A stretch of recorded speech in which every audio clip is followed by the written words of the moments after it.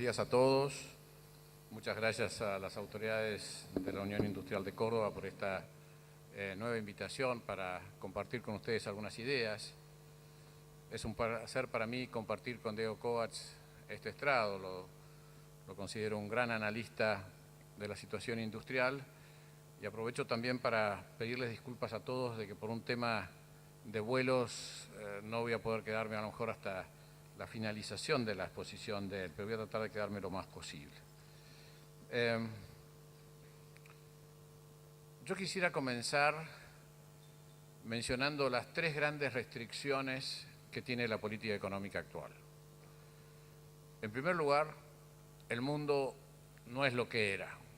Hoy hay problemas en Europa que todos conocemos, hay una disminución del ritmo de crecimiento de China, que fue la gran locomotora del mundo en los últimos 15 años.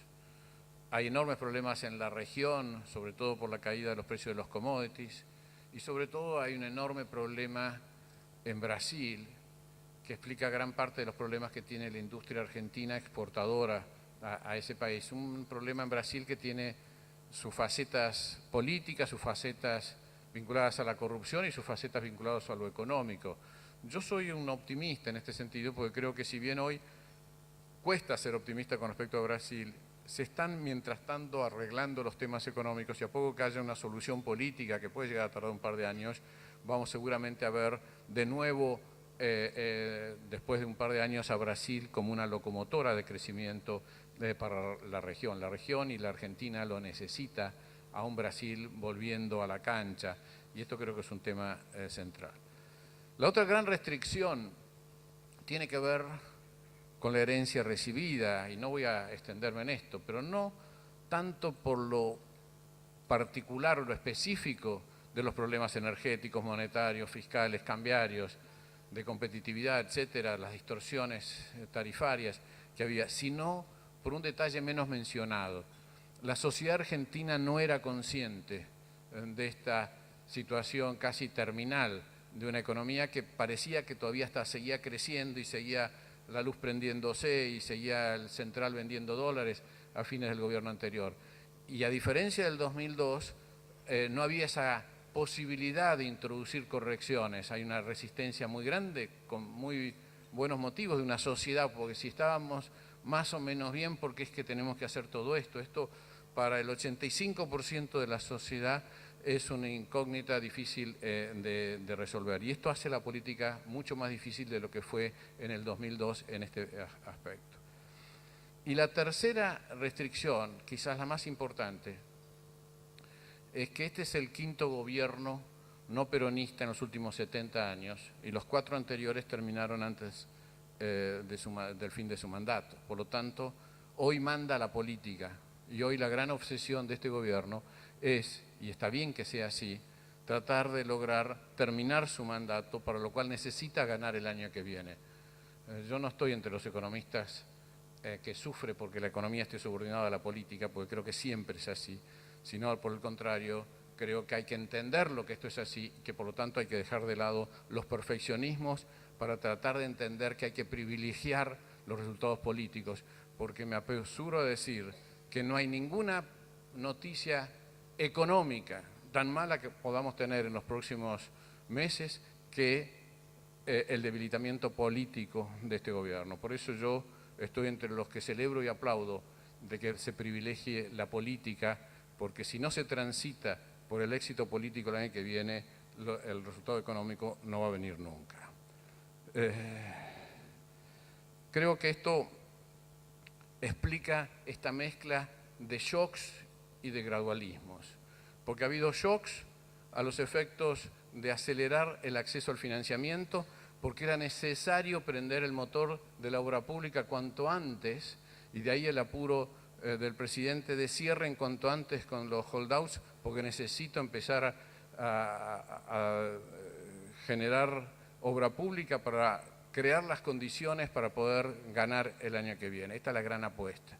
Y también en la inversión privada. Pero también hay gradualismos que se ven en cómo se está moderando la reducción de la inflación, cómo se modera la reducción del del déficit, no hay ningún shock para bajar rápidamente la inflación o el déficit fiscal.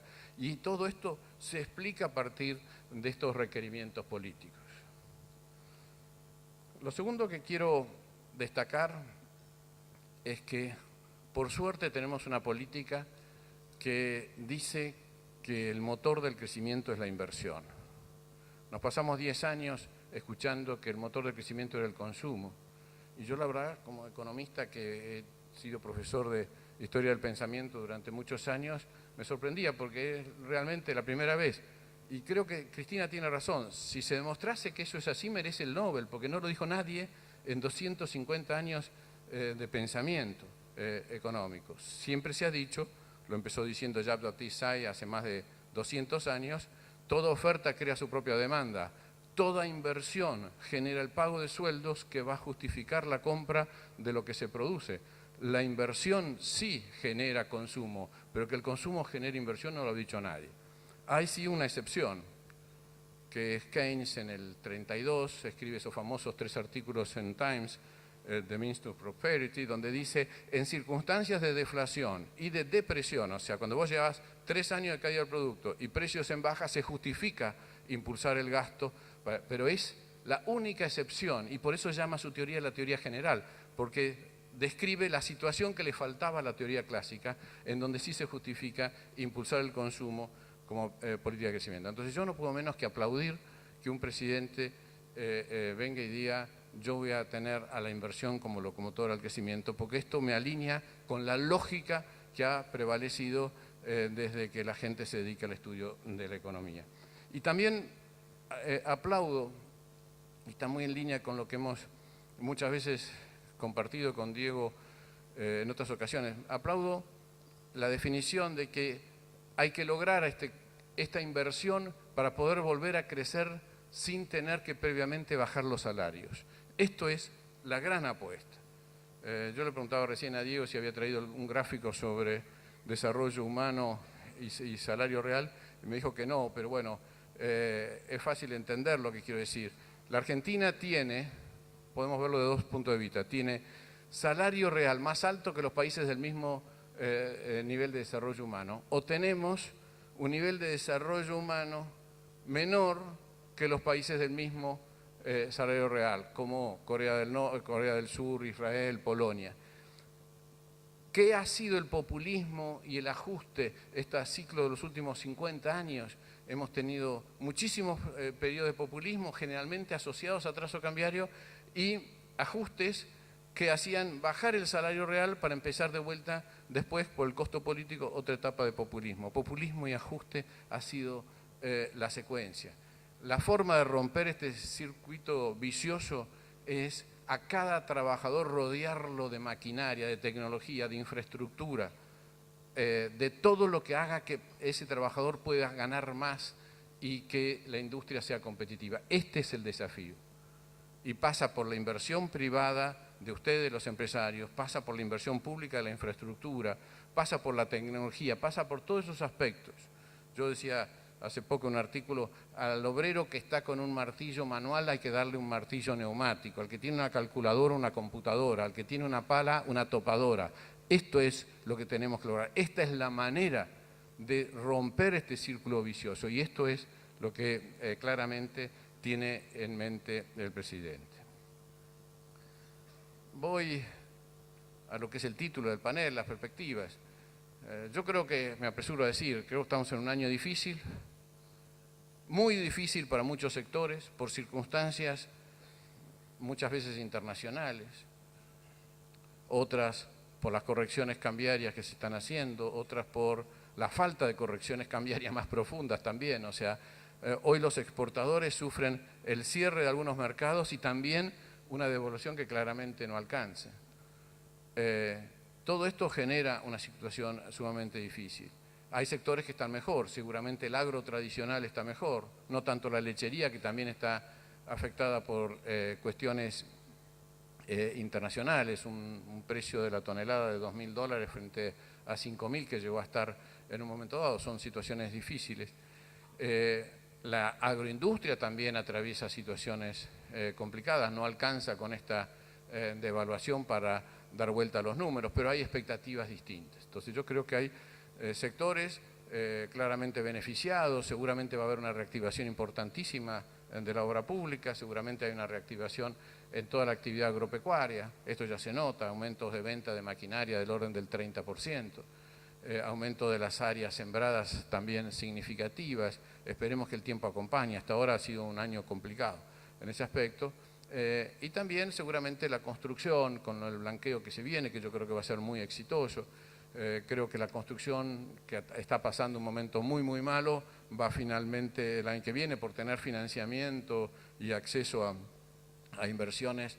Finalmente creo que esto va a andar muy bien y también la obra pública que de alguna manera afecta la inflación. En este contexto, los comentarios que quisiera hacer son, la inflación para mí ya bajó, no el índice, la inflación. Yo vengo hace muchos meses diciéndole a los empresarios que me consultan, no creas que porque el índice da 3, 4 o 5%, eso significa que vos podés aumentar 3, 4 o 5%. Esos son cambios de precios relativos y en un país serio no aparecen en el índice. La inflación es el aumento generalizado de precios, no es lo que dice el índice, donde hay correcciones de precios relativos. Por lo tanto, mi consejo de hace muchos meses es, a no ser que tengas poderes monopólicos, no toque los precios porque la capacidad de compra está acotada. Y por tanto tenés que trabajar puertas adentro en la estructura de costos para poder sobrevivir con precios que no se pueden corregir fácilmente sin experimentar una caída en las ventas. El índice lo va a mostrar dentro de 2 meses, quizás agosto, un poquito, septiembre, pero estamos ante un nivel de inflación, entendiendo inflación como el aumento generalizado de precios, aquel aumento que es el más frecuente, que claramente está entre 1 y 1,5, ahora ya. El que crea que está en el 3 corre el riesgo de equivocarse. Creo que a esto va a agregársele dentro de pocos meses, cuando el INDEC sea bendecido internacionalmente por el Fondo Monetario, el artículo 4 y todo eso, creo que vamos a ver el lanzamiento de las metas de inflación. Prestémosle atención a las metas de inflación, no es un acuerdo de precios, es una política que ha dado resultado en más de 50 países que tenían inflaciones mayores al 10% y que hoy tienen todos inflaciones menores al 5%.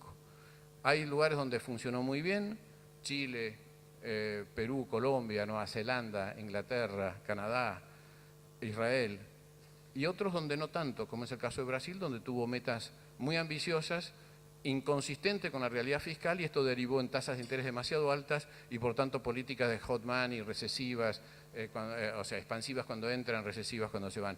Pero claramente esta política creo que es lo que viene para poder tener una inflación que empiece a bajar hacia niveles del 15% el año que viene y por debajo de esto. Es un tema central poder controlar la inflación, porque al pasar me quejé de que el tipo de cambio seguía apreciado, y el tipo de cambio va a seguir apreciado hasta que la inflación sea controlada y hasta que reconstruyamos la fortaleza fiscal. No es casualidad que tuvimos un tipo de cambio muy devaluado y nos hacía muy competitivo en el 2002-2004 cuando teníamos una situación fiscal de un superávit del 3%. Creo que este es un tema central. Hasta que no logremos eso, seguramente tengamos un tipo de cambio apreciado, porque hay muchísimo más dólares para convertirse a pesos que pesos para convertirse en dólares. Esta es la realidad de la Argentina. Entonces, lamentablemente, los dólares de los exportadores que generan empleo y que generan impuestos compiten con los dólares de los especuladores, de los que blanquean, de los que nos endeudamos, de los, o sea, la repatriación y todo eso. Entonces es una competencia desleal, si se quiere, a estos dólares de los exportadores. Pero va a haber que esperar tener inflaciones bajas para poder hacer esa corrección. Cuando uno tiene inflaciones del 25-30%, cualquier intento de corrección cambiaria simplemente dispara un proceso inflacionario. Creo que el blanqueo, como lo dije, va a ser muy exitoso por las circunstancias internas e internacionales. Tener plata afuera, como le decía recién a un periodista que me preguntaba por esto, va a ser complicado. O sea, no solo por los intercambios de información, sino por esta obsesión del terrorismo y del lavado de dinero y todo eso. Entonces, yo creo que las circunstancias internacionales y también las circunstancias locales van a posibilitar un blanqueo sumamente exitoso. No voy a tirar una cifra, ya la he dicho varias veces. Creo que todos los que se están manejando se van a quedar cortos.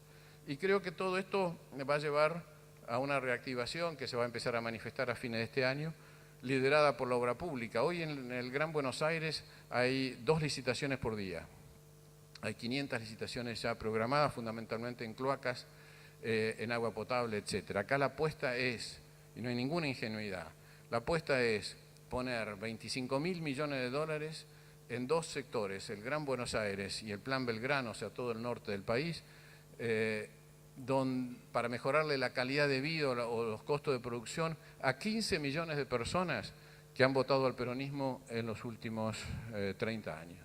O sea, ingenuidad cero. Acá hay realmente un plan político que está atrás de este proyecto de obra pública. Y al mismo tiempo generar las condiciones para que venga la inversión privada, que no es tan sencillo.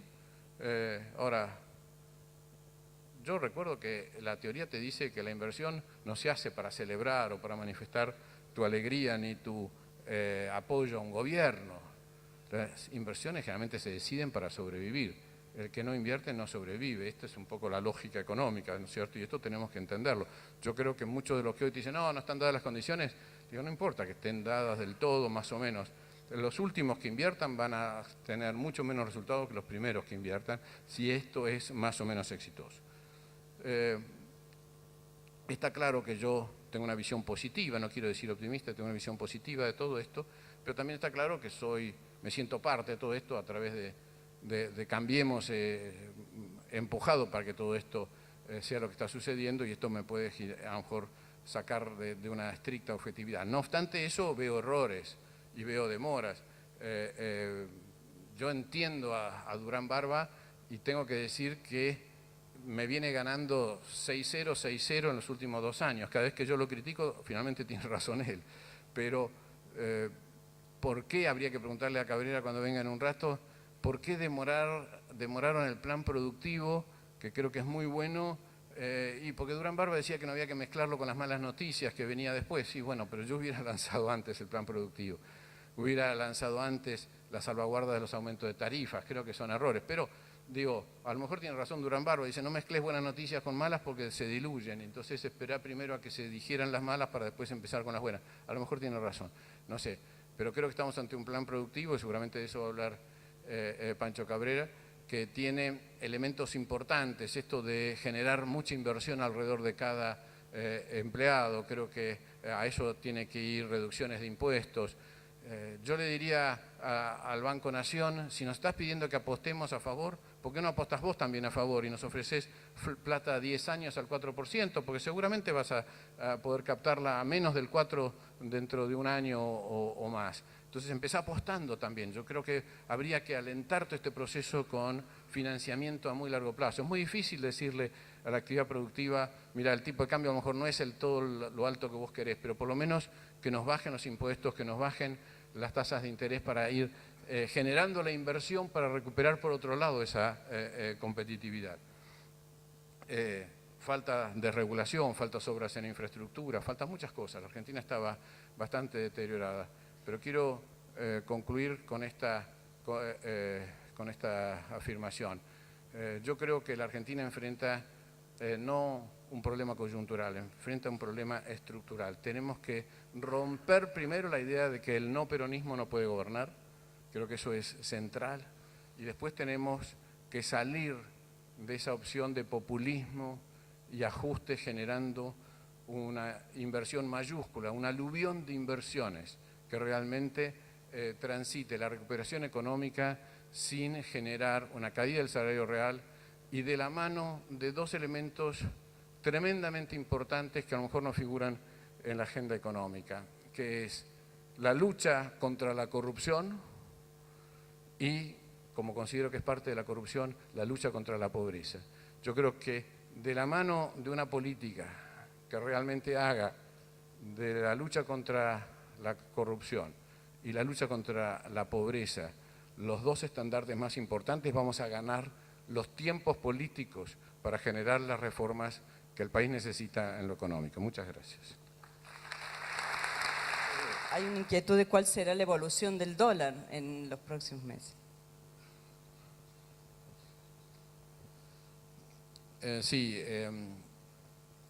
Yo creo que el dólar alrededor de 15 es un dólar que debe estar apreciado entre un 20 y un 30-35%, dependiendo qué otros países usemos de referencia, para alcanzar al real tendríamos que devaluar cerca del 30, por lo menos no es el 50 que había que devaluar hace poco por la caída, por la apreciación del real, pero seguramente no menos de un 20, o sea, yo creo que claramente estamos con un tipo de cambio bastante apreciado, no tanto como antes, pero bastante apreciado. Yo creo que este tipo de cambio va a seguir en estos niveles, quizás cuando caiga la tasa de interés, que es un proceso que espero que pase cuanto antes, y cuando se lancen las metas para controlar la inflación, las metas antiinflacionarias, yo creo que puede llegar a devaluarse un poco, pero creo que vamos a ver un tipo de cambio apreciado, llegando quizás a 16, pero igual apreciado en los próximos 18 meses, quizás 2 años. Creo, como dije, hay muchos más dólares para pasar a pesos que pesos a dólares, por motivos financieros, por motivos de especulación, y creo que esto va a generar un tipo de cambio más bien apreciado. Pero hay dos características que no podemos soslayar. Primero, no hay un control de cambios, o sea, no hay otro tipo de cambio a 25. Entonces yo me pregunto, sí, uno tiene derecho a quejarse de que el dólar esté a 15, pero lo cierto es que hay una cantidad de gente dispuesta, a lo mejor con dientes apretados, a vender a 15, no es que lo puso el gobierno en ese valor. En segundo lugar, creo que no hay un tipo de cambio fijo, o sea, no hay ni una tablita, ni una ley de convertibilidad. Es un tipo de cambio que el día de mañana, si se cambian las circunstancias, puede estar en 18 y no hay nadie que tenga que renunciar por eso. Y estos son dos aspectos sumamente importantes. Entonces yo digo, esto no es lo que queremos. Sí tenemos derecho a decir, bueno, pero que el tipo de cambio tiene que ser el libre cuando tengamos la tasa de interés mucho más baja. Yo creo que esto es un argumento muy válido, o sea, con estos niveles de tasas se alienta a una bicicleta de vender dólares para invertir en Levax.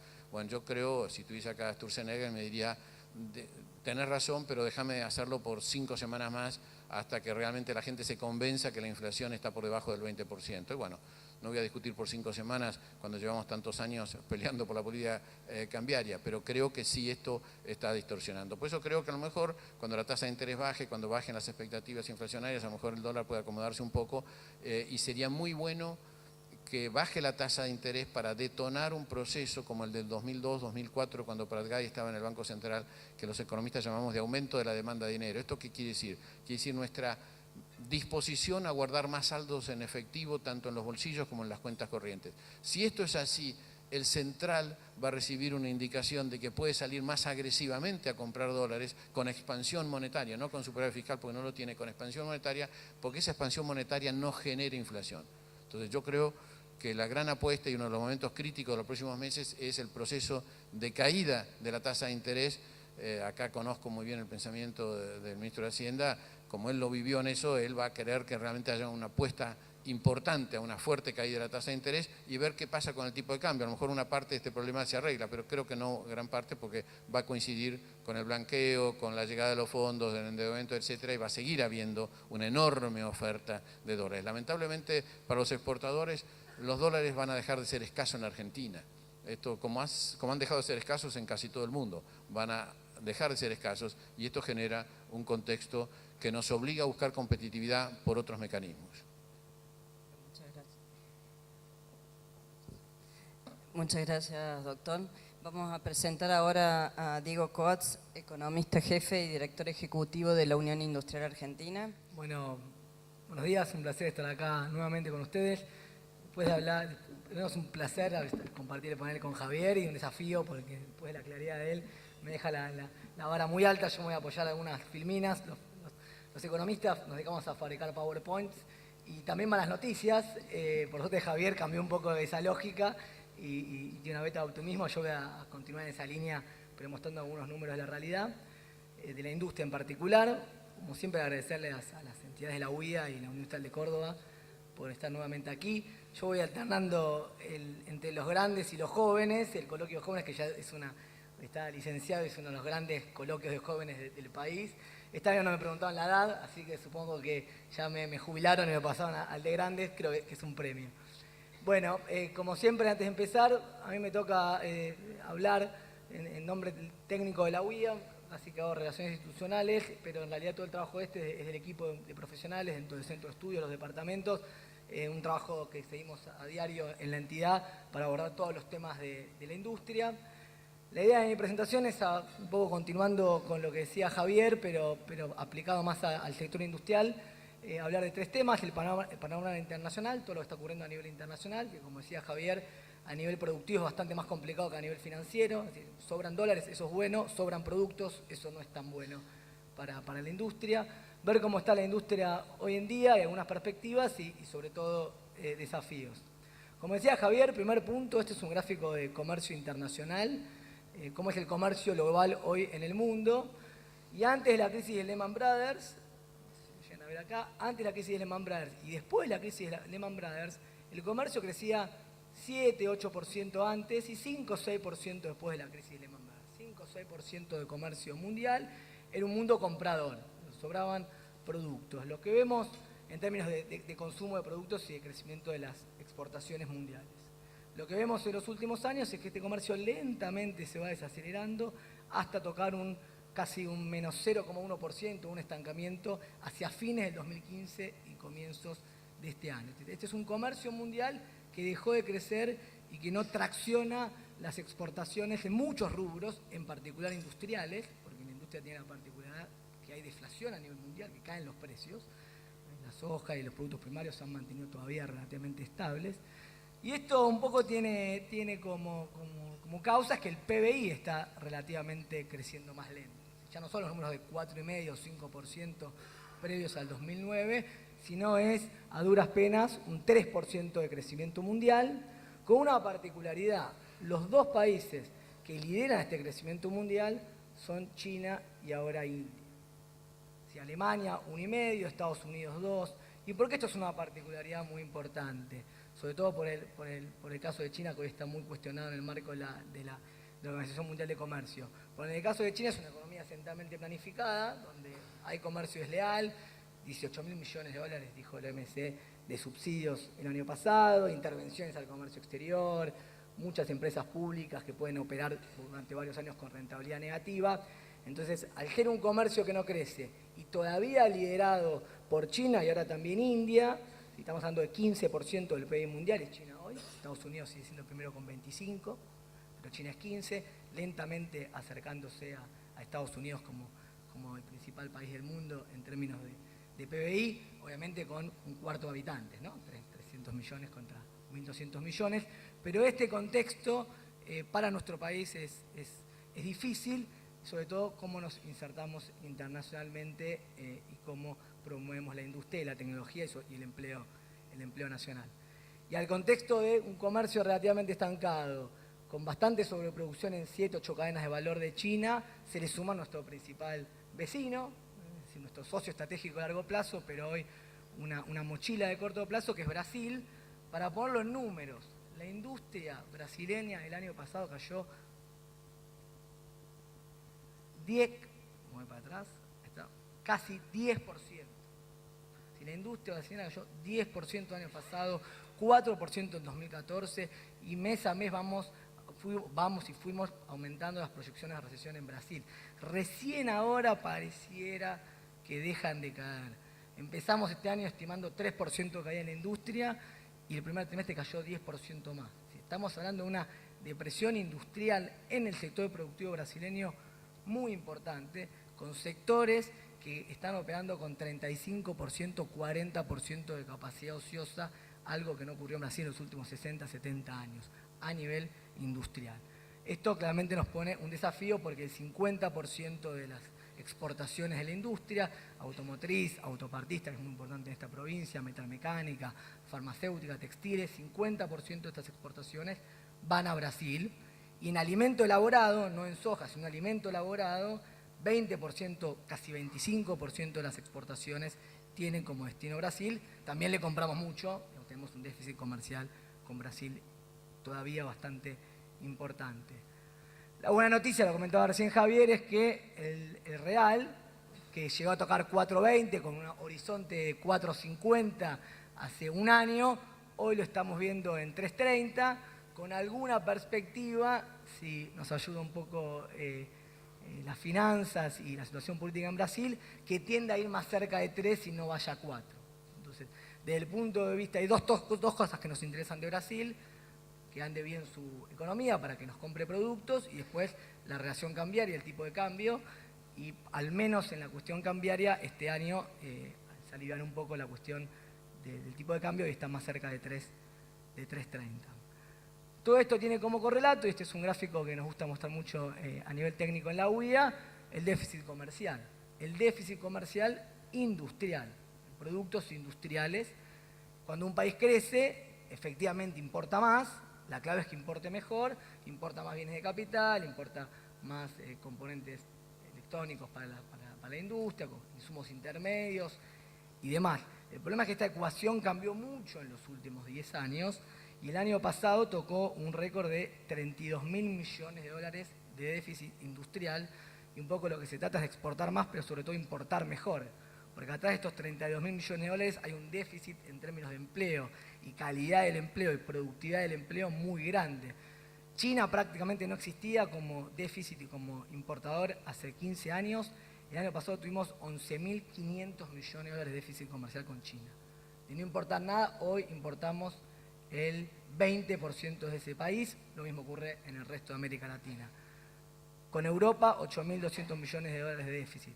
Con Estados Unidos 4.500, con Brasil casi 5.000 millones de dólares de déficit en productos industriales. Acá hay una agenda muy importante de productividad, de calidad y de cómo nos insertamos en el mundo, teniendo en cuenta de lo que tenemos que hacer con el mayor empleo y mayor calidad del empleo. Por eso el panorama en materia comercial que tiene el gobierno no es fácil, no es el de hace 8 o 9 años, y eso le implica un desafío para los próximos años adicional. ¿Cuál es la situación de la industria? No me quiero ir mucho al pasado, pero es bueno ponerlo en perspectiva. Este es el PBI per cápita en volumen físico de la Argentina. Todo el PBI per cápita del volumen físico de la Argentina, los últimos 40, desde 1970. PBI total, no PBI industrial. Acá tenemos algunas crisis que ustedes recordarán muy bien: Rodrigazo, Tablita, la IPA, la crisis de la convertibilidad. Desde el 70 hasta el 2002 no creció prácticamente el PBI per cápita, producto de las crisis recurrentes que comentaba recién Javier. Es decir, más o menos el PBI terminaba creciendo con cómo aumentaba el crecimiento vegetativo de la población. Tuvimos un buen periodo por diferentes motivos hasta el 2010-2011. Y el problema ¿cuál es? Que a partir del 2011, nuevamente Argentina, que parecía haber recuperado cierta previsibilidad del crecimiento, entra en una nueva etapa de estancamiento y caída. El PIB per cápita en los últimos 4 o 5 años, sin tomar en cuenta el 2016, cayó casi 3,5 o 4%, ¿no? Es un número muy importante. Pero miren este gráfico que muestra un PBI per cápita amesetado, y miren el de la industria.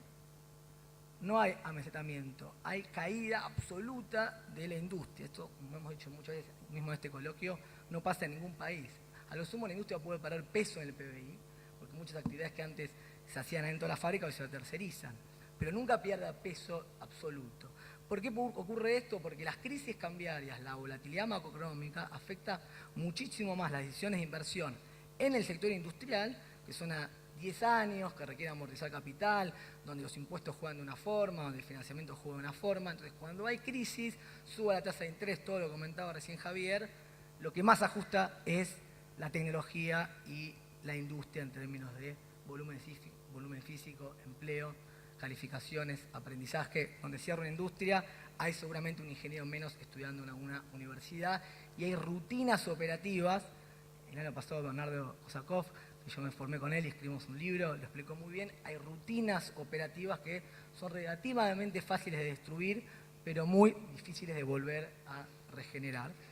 Y para que no sea lamentablemente la excepción a la regla, la industria nuevamente cae más en los últimos años, más de 4% de lo que cae la actividad en general, desde un máximo hacia fines de 2010, mitad del 2011.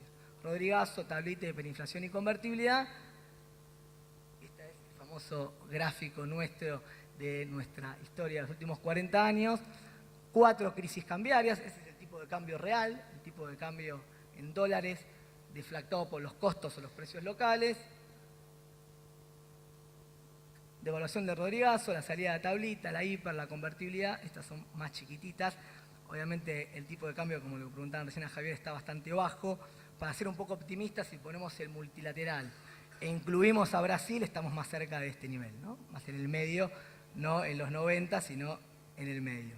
Pero como les decía antes, estas crisis cambiarias por mal manejo de dólares, o porque cuando crecemos importamos mucho y no cambiamos la matriz productiva, no mejoramos la calidad de nuestra estructura productiva, o porque crecemos en la base de un endeudamiento que después no podemos afrontar con exportaciones, por diferentes motivos de mal manejo de las cuentas externas, terminamos en estas crisis, hay volatilidad, afecta a la actividad y en particular a la industria, a la inversión y al empleo, y ya llevamos en la Argentina más de 4 años nuevamente de caída del PBI per cápita.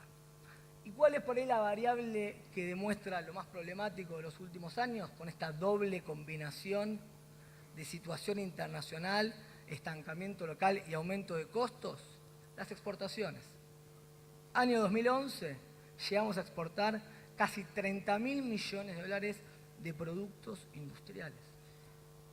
Automotriz, autopartista, también había metamecánica, textiles, farma, química, petroquímica. Ayudaba que el último gobierno de Lula tenía un crecimiento muy importante, nos ayudaba Brasil, efectivamente, y el mundo, pero se habían regenerado las condiciones para exportar. Y de alimentos elaborados, sacando el complejo sojero, casi 10.500 millones de dólares. Nuevamente, esta doble combinación hace que caigan 40% de las exportaciones industriales y casi 20% las alimentos elaborados. Y estos mercados que se pierden son muy difíciles de volver a recuperar, dado el contexto que comentábamos antes, donde en Brasil nos desplazó un producto chino o un producto de otro país, volver a insertarse en ese producto en Brasil es muy difícil. Y el correlato es el empleo. La industria prácticamente no genera empleo desde el 2011, empleo privado, está estancado en 1.250.000. La buena noticia es que, como no se contrató tanto empleo y hubo bastante precaución a la hora de tener sobreempleo, hoy no hay despidos masivos. Entonces, una mala noticia de un empleo estancado hoy se convierte en una buena noticia, que nadie quiere despedir, porque si la actividad se recupera, recuperar esos empleados calificados es muy difícil. Y creo que este gráfico un poco explica la disyuntiva y el dilema de la situación que estamos hoy, y que venimos comentando hace bastante tiempo de la lógica de los costos de la industria. La línea azul son los márgenes unitarios de la industria. Es decir, básicamente, ¿qué pasa con los precios cuando suben los costos? Si ganan los precios o ganan los costos. Y a diferencia de otros sectores, para la industria la inflación es un gran problema. Porque a la hora de trasladar los precios, cuando aumentan los costos, tenemos todo este contexto internacional. Afuera es imposible por la competencia. Y adentro, más allá de una traba al comercio o un cuidado del mercado, es muy difícil poder trasladar los costos a los precios. Entonces lo que viene ocurriendo sistemáticamente, esto es lo mismo que decir que la apreciación cambiaria, es que los márgenes unitarios de la industria vienen cayendo. La buena noticia, ¿cuál era? Que hasta el año 2010, 2011, por lo menos el país había recuperado el crecimiento económico. Entonces, estos aumentos de costos y caída de márgenes unitarios se compensaban con productividad, se vendía más, escala, y uno estaba diciendo, bueno, no pierdo por unidad de producto, la tendencia es complicada, pero compenso con volumen y con eso mantengo relativamente las ganancias, que esa es la línea que vemos acá, los márgenes compensados por productividad. Hasta el 2010 más o menos se mantenían. Desde el 2010-2011 siguen cayendo los márgenes unitarios, más allá de una pequeña suma del 2014, y ajusta también la actividad y el volumen, el mercado, y por lo tanto también ajustan los márgenes compensados. Correlato de eso, no es que hay ninguna ciencia abstracta ni literatura muy sofisticada y demás, el correlato de esto es que lo que cae es la inversión. La inversión que había crecido de forma importante desde el 2005, ampliando la capacidad industrial para poder sostener salarios relativamente más altos o bastantes más altos. En los últimos años cae la inversión casi un 20%, de destrucción de capacidad industrial. Entonces, un ciclo que parecía haber sido positivo se convierte nuevamente en un ciclo negativo, y obviamente la pregunta es cómo revertir este ciclo. Javier ya comentó bastantes cuestiones, yo voy a comentar algunas más, para ponernos un poco en positivo. Bueno, el primer punto es los costos. no pusimos el gráfico de desarrollo humano, pero sí los costos laborales. Argentina tiene esta trampa, está en la trampa de los salarios medios. Este es el salario por hora, el doble bruto, tomando en cuenta todas las contribuciones patronales, las vacaciones, aguinaldo, de una muestra de 60 países que hace el Bureau of Labor Statistics de Estados Unidos. Y Argentina, sin tomar en cuenta cómo termina el tipo de cambio este año, aproximadamente tiene 17, 18 dólares de costo salarial por hora. Obviamente que tiene más altos Alemania y el segundo Estados Unidos. Filipinas, tenemos el triple que México, el doble que Brasil. China, que solía estar por acá, ya está casi con Brasil. China claramente se va moviendo hacia allá con escala, con tecnología, con subsidios, con un montón de competencia desleal. Pero ¿por qué le decimos que es la trampa de los salarios medios? Porque no podemos competir por tecnología, por sistema tributario, por financiamiento, por burocracia, etcétera, etcétera, con los países de la izquierda, básicamente con productividad, y tampoco podemos, por el tipo de sociedad que tenemos, competir por baratura. Porque cuando baja un poquito esto, automáticamente vuelve a subir. Y ahí aparece el principal desafío para la industria, cómo efectivamente lograr primero que esto no siga subiendo y lograr cambiar los precios relativos sin que afecte mucho al poder, sin que afecte al poder adquisitivo, pero después mejorar todo lo que tiene que ver con la agenda de productividad. Y a esto se suman otros costos que a veces no se ven, pero que son importantes cuando uno habla de precios. Este es el costo del combustible tomando en cuenta los impuestos internos, ¿no? Costo de combustible en Argentina, el diésel, hoy sacando a Alemania y Uruguay, somos uno de los más altos del mundo y de la región. Hoy el diésel es caro, no por una política de falta de desarrollo del sistema ferroviario, 90% del transporte se hace por camión. Entonces, ¿eso qué termina ocasionando? Que en góndola, un producto que hace 10 años 5% de su precio era la logística, producto del camión, del combustible, hoy ese producto puede ser, el precio de ese producto puede ya ser hasta 10 o 15%. Cuando uno piensa estos temas en términos de inserción internacional, claramente afectan la competitividad y no tiene nada que ver en este caso con el salario como veíamos antes, tiene que ver con costo de combustible y matriz de transporte. Lo mismo, y un tema un poquito más, para decirlo de una forma de moda hoy en día, dado las tensiones que generó en los últimos meses, la energía eléctrica.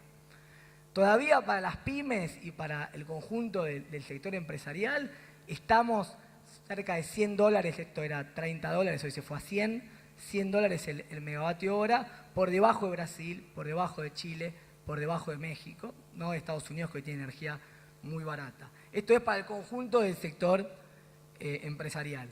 Ahora, si uno va a la que compite internacionalmente, a las empresas industriales que demandan mucha energía, más de 300 megas, ahí los costos energéticos se modifican un poco. Las subas fueron mucho más importantes y países como Estados Unidos, Brasil, Alemania tienen una política para darle competitividad, para que el transable, acá un poco la política que tenemos que recuperar es la importancia del transable, el que compite internacionalmente, tengan precios competitivos. Esto está hecho sin las resoluciones que publicó el Ministerio de Industria la semana pasada, que entre 20 y 25%, y también dándole fondos a las provincias, intentó corregir un poco este aumento de tarifas para el sector más energointensivas. Muy probablemente este número, por suerte, quede bastante más cerca de 60 que de 85. Pero son todos temas que entran en la agenda de recuperación industrial. Y el cuarto tema, que en esto también hubo bastantes avances este año, con la ley PYME, con la eliminación de retenciones a la industria, es la presión tributaria. Y de nuevo, no es lo mismo la presión tributaria o ingresos brutos para un industrial que compite en el mundo que para un comercio que puede trasladar a precios. Hace poco hicimos un pequeño cálculo cerca del sector formal industrial, llega en algunos sectores al 48% de presión formal. Entonces, 10-15% del precio de góndola, logística. 25% del precio de góndola, impuestos. Entonces, cuando aparecen medidas como el puerta a puerta, más allá que uno puede estar de acuerdo con la cuestión online, el problema es la competencia desleal, entre que paga impuestos y que aparezcan, como siempre, los vivos que importan, lo venden por un portal de internet y compitan deslealmente con el que paga el 100% de los impuestos. Acá aparece un conjunto de temas de los acumulados que son claves para resolver. Para ir terminando y dejar espacio si hay tiempo para alguna pregunta. Pensando para el año que viene, este año les vamos a mostrar los números, como decía Javier, la caída de la actividad industrial es importante. No hay atajos, no hay magias, hay muchos frentes para trabajar. Uno es el macroeconómico, que lo explicó Javier, y un poco lo que nosotros venimos trabajando desde la casa son los otros ejes que tienen que ver con medidas clave para la recuperación del comercio exterior, reintegros, crédito a la exportación, fomento del empleo, costo energético, políticas estructurales, energía y transporte y obviamente política industrial integral. Es decir, abordar la macro, por un lado, pero también la micro. Si no logramos complementar los esfuerzos macroeconómicos con una política microeconómica, con una política industrial de mediano plazo, vamos a ver una recuperación seguramente el año que viene, pero va a ser difícil sostenerla en el tiempo. Bueno, los números los conocen ustedes mejor que yo. En Córdoba los sectores, muchos de estos sectores son los más afectados. Caída de la industria del 3%, caída de alimentos de otro 3%, cemento, construcción 13%. Tal vez el número más preocupante de aquí es que hay varias caídas este primer semestre, continuando un poco con la tendencia de los últimos años, pero suben las importaciones en cantidades. Ahí es donde aparece un poquito de ruido, ¿por qué? No porque no tienen que subir las importaciones y no porque no tenga que mejorar el perfil de la administración del comercio, sino que por ahí nadie esperaba que haya una caída este año y que suban las importaciones. Lo ideal es que las importaciones vuelvan a subir cuando se recupere la actividad, de forma que no haya desplazamiento de algunos sectores entre el producto importado y el producto nacional. Yo creo que el gobierno no vio la situación de Brasil y la caída que podía haber del mercado interno este año, entonces ahora están corrigiendo para cuidar el mercado interno.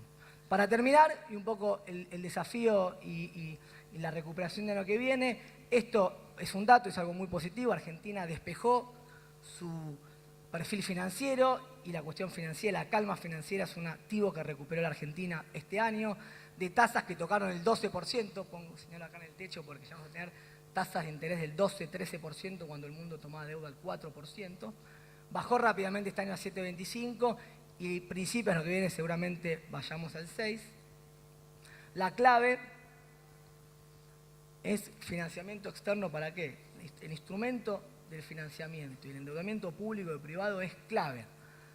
Lo relevante en perspectiva y para que la industria se ponga en movimiento rápidamente es que el financiamiento genere inversión extranjera y genere inversión privada nacional, que haya inversión pública, más y mejor inversión pública, y sobre todo que tanto la inversión extranjera como la inversión privada y pública esté acompañado de un plan de desarrollo industrial con el desarrollo de proveedores. Esa va a ser la clave para que la recuperación que seguramente venga el año que viene pueda derramarse al conjunto de los sectores industriales, pymes, de metalmecánico, ferroviario, instrumental médico. Hay muchos sectores hoy que tienen capacidad productiva para poder abastecer a todos estos proyectos que van a comenzar o que están comenzando este año. Y para eso, y con esto termino, además de utilizar el instrumento de financiamiento para la recuperación y para una buena recuperación, la clave es no perder de vista toda la agenda micro, que como decía el gobierno con la ley PYME o con alguna eliminación de impuestos ya avanzó, que tiene que ver con aspectos laborales, financiamiento, tributarios, costo de energía, ciencia y tecnología. Termino con un solo dato. Ausentismo en la industria, 10%. Entonces, tener ese nivel de salario y tener una tasa de ausentismo del 10% medida por el mercado de trabajo en algunas pymes es prácticamente, hace imposible competir internacionalmente. ART, algunas pymes llegan a pagar 8 o 9% de alícuota adicional por el riesgo de trabajo.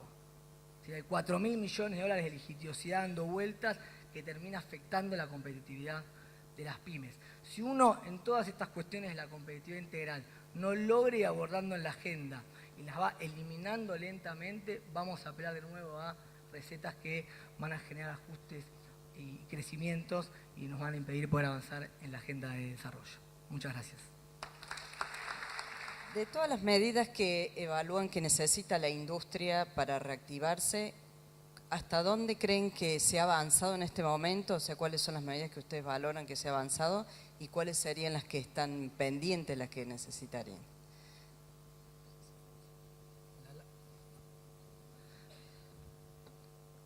Bueno, un poco lo que comentaba antes, como siempre a nivel de lo que analizamos a nivel técnico en la UIA, la ley PYME fue un gran avance porque le dio mucho oxígeno a las pymes. Yo creo que Carolina Castro va a estar a la tarde aquí en el Seminario Joven y lo puede explicar mucho mejor que yo. La eliminación de retenciones a las exportaciones, y hay todo un plan para mejorar muchísimo todo lo que tiene que ver con la burocracia y las regulaciones que tiene el hacer trámites en el gobierno. Un plan muy ambicioso para bajar todos los costos operativos, en el cual Argentina siempre los índices del Banco Mundial y demás figura muy mal. Por ahí de futuro, como decía antes recién, la clave es que toda esta inversión pública y privada que vaya en la Argentina tenga como correlato el desarrollo de proveedores y el desarrollo de la industria nacional, teniendo en cuenta dos facetas, ¿no? Primera faceta, que tenemos capacidad ociosa y capacidad productiva. Lo que no producimos, digo, uno no puede producir locomotoras de alta velocidad un día para el otro y tal vez no lo pueda hacer jamás, pero hoy tenemos capacidad para hacer locomotoras, o una parte de las locomotoras, para hacer durmientes, para hacer todo tipo de productos metalmecánicos. Entonces, en eso hay que entender que el contexto por China y por Brasil es muy complicado y hay que darle prioridad a la industria nacional de diferentes formas. Y después a mediano plazo, encontrar los nichos de oportunidades para que podamos efectivamente desarrollar en todo el país nuevos sectores, nuevas empresas para insertarnos en estas famosas cadenas de valor en tramos de alta calificación, de buenos empleos y de alta tecnología.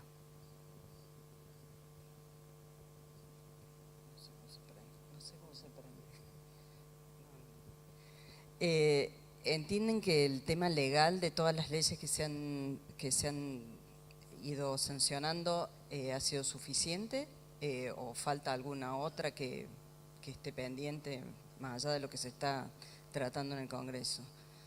Recién se hablaba del tema laboral, tema RT, ¿hay algunas otras cuestiones que ustedes puedan plantear?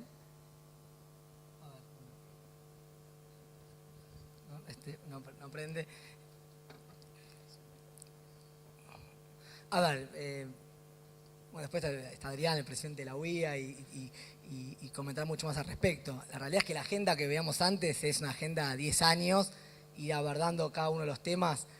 La clave es poder ir avanzando lentamente en cada uno de estos temas y ir viendo resultados. Es decir, de un día para el otro no se pueden resolver los temas estructurales que tiene la economía argentina y sobre todo vinculado a cuestiones muy profundas como tiene que ver un sistema tributario que básicamente no alienta la inversión en el sector productivo.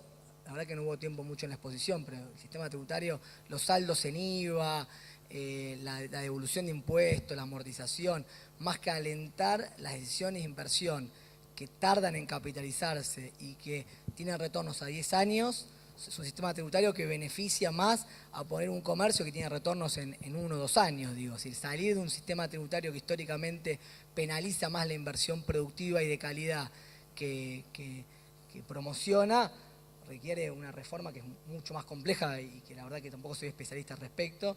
Y creo que son unos grandes desafíos, digo, recuperar la mirada del transable, es decir, sobre todo en este contexto mundial que es bastante complejo desde el punto de vista del comercio. No es el contexto de hace 10 años donde el comercio crecía al 7%, el PBI crecía al 5%. Es un contexto donde a nivel financiero sigue siendo positivo, a nivel empleo tiene oportunidades, pero también algunas amenazas o desafíos. ¿Cómo se ve la baja de la posible baja de los costos de insumos industriales básicos nacionales, acero, aluminio, cemento? Creo que ayer se estuvo hablando de este tema, para que se adecúen a los precios internacionalmente bajos.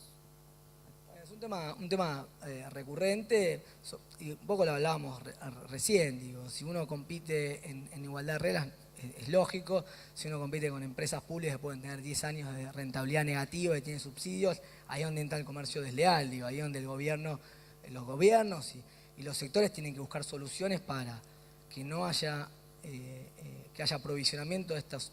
En todos los sectores industriales pasa lo mismo, con industria y empleo local, teniendo en cuenta los costos logísticos, los costos impositivos. Hay un sobrecostos a nivel nacional muy grandes.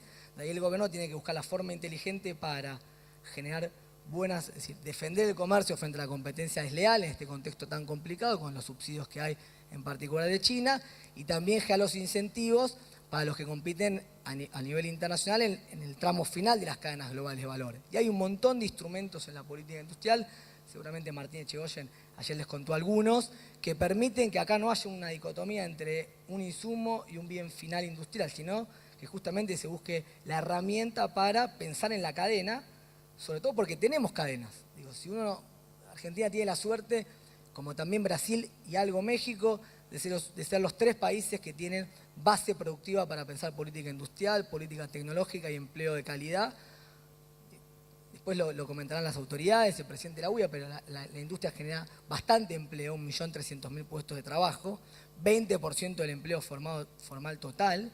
Y la particularidad que tiene el sector industrial es que el salario promedio es de casi 25.000 pesos brutos. Esto que después ocasiona problemas de competitividad es una parte muy positiva también, porque es 70% más que el promedio de la economía o el doble que el agro. Es decir, avanzar en la cadena de valor, como salir de ser el granero del mundo del supermercado, no es solamente literatura o ciencia ficción, es duplicar los salarios, triplicar el empleo de calidad. Ahí hay que ser innovativos y pensar instrumentos para poder ir avanzando y tener una mirada de cadena de valor y no ver como compartimentos estancos a cada uno de los sectores industriales.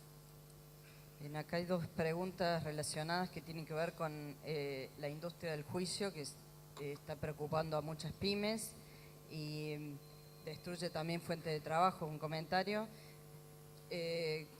¿Qué se puede trabajar en ese sentido desde el sector privado y público? Bueno, no soy abogado, no sé si es bueno o malo eso, creo que es bueno para tener la mirada de la pyme. De nuevo, es un tema que desde la UIA se viene trabajando a nivel político, bueno, acá también lo ve me acuerdo desde Mendiguren, que lo veía por acá, al Vasco de Mendiguren, a Méndez. Ahora bien, es un tema que tiene 10 años en la UIA, es un tema y con una particularidad en el sector industrial y en pyme, que cae la siniestralidad. Si uno ve los índices de siniestralidad y de mejora en todo lo que tiene que ver seguridad e higiene en la industria, cae un 70% la tasa de siniestralidad en 10 años. Es decir, 70% de mejora hacia adentro de la fábrica en el tema de la seguridad, higiene y preservación de la cultura del trabajo en las pymes y obviamente las grandes empresas, y se cuadriplican los costos y se multiplican por 20 los juicios. Es una cosa difícil de resolver porque vemos mejores indicadores, un seguro que debiera ser mucho más barato y el seguro no mejora. Después, desde el punto de vista de cómo resolverlo, hay que preguntarle a los abogados o a los que saben técnicamente, pero es uno de los grandes temas de la agenda y creo que el gobierno lo tiene en la mira. De nuevo, porque por cada juicio son 10, 20 puestos de trabajo que se pierden, y en las pymes, que la tasa es del 8%, si uno lo baja a un nivel normal, como en Brasil o Europa, de 1,5%, ese 7% de diferencia es un trabajador más, cada 10. Realmente estamos hablando de números que ya adquieren realmente valores muy relevantes para las pequeñas y medianas empresas sobre todo.